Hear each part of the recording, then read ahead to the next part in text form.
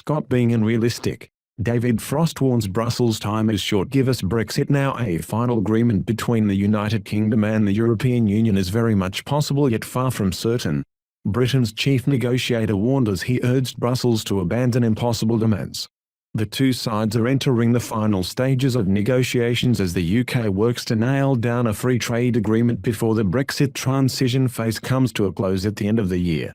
David Frost, who represents Britain in the high-stakes talks, urged his EU counterparts to scale back their unrealistic ambitions and cautioned that time is short.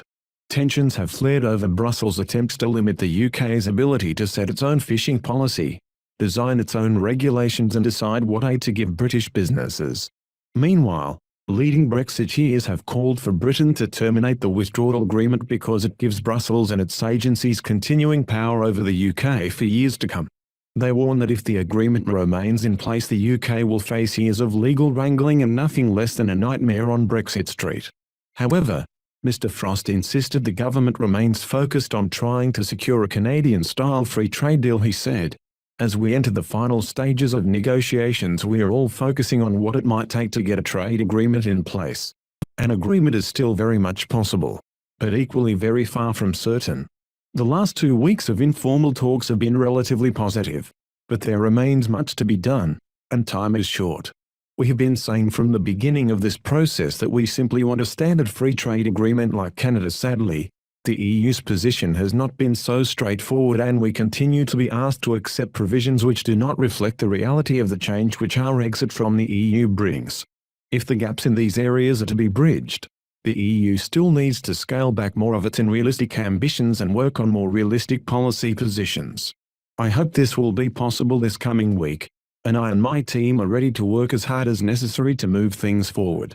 The Centre for Brexit Policy, CBP, argues that in order to safeguard national independence, the present withdrawal agreement must be scrapped and replaced with a new treaty. It warns, "We are now grappling with the dreadful consequences of acceding to a treaty that, if left unchanged, reduces the UK to the status of an EU colony." The CBP fears that unless the agreement is abandoned, Britain will see the European Court of Justice using its powers to uphold special rights for EU citizens living in the UK.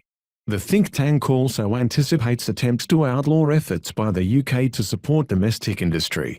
It warns that walking away from the present talks is not enough to cut the cord with Brussels because the withdrawal agreement and the fiercely controversial Northern Ireland Protocol are already domestic and international law and will take effect from next year unless repealed. The think tank warns that suggestions that the problems in the agreement could be cleaned up after the end of the transition period are profoundly mistaken. Labour MP Graham Stringer said, "There is a real and present danger that the UK will cut its ties with the EU at the end of the year with much fanfare, only to discover that its negotiating strategy has been so feeble that it is legally entwined with EU rules and regulations for years to come. That will be our Hotel California moment, and it won't be pretty."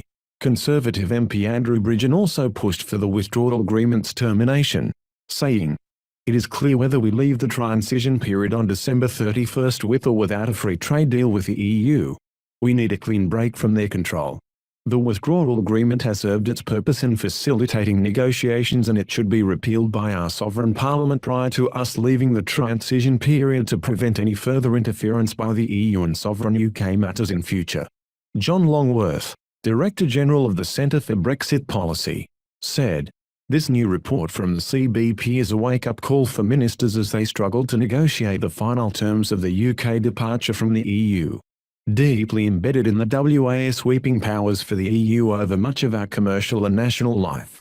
The prospect of the European Court of Justice and the European Commission continuing to issue orders to the UK and endless legal wrangling truly means we face a nightmare on Brexit Street unless we break free from their clutches at the 11th hour." Saturday's report also urges the government to exploit the financial power of the City of London to pressurise the EU into giving ground in the talks. It proposes that Britain could impose penalties on European financial institutions seeking to raise capital in London if Brussels will not accede to UK demands. The CBI hiked up pressure on the government to agree a deal with Brussels, stating that a survey of 648 companies showed that only 4% would prefer no deal on trade to be reached. Half of respondents said dealing with COVID-19 has negatively affected preparations for Brexit. Director General Dame Caroline Fairbairn said, "Now must be the time for political leadership and the spirit of compromise to shine through on both sides. A deal can and must be made." Former Conservative Brexit Minister David Jones hopes that a repeal of the withdrawal agreement can be avoided, but laid the blame for the present difficulties at the EU's door. He said, "The withdrawal agreement required both sides to negotiate in good faith, using best endeavours towards getting a free trade agreement. But they haven't done that. They have wasted literally months talking about their red lines." The Centre for Brexit Policy is correct in saying that if we arrive at a point where there is no deal, it will be in large measure due to the breach by the European Union of its obligations under the withdrawal agreement. If that's the case, then quite clearly the United Kingdom should not be required to fulfil its obligations. And it seems that the UK will have to assess the situation when we arrive at that point, and if it thinks it's appropriate, it should say to the European Union, "Well, given your failure to observe the provisions of the withdrawal agreement, we will not regard ourselves as bound by it." Veteran Brexiteer and Tory MP Peter Bone sounded a note of optimism, saying, "My view is that we are likely to get a comprehensive free trade agreement, as it is in the interests of both the EU and UK. Therefore these problems should largely go away."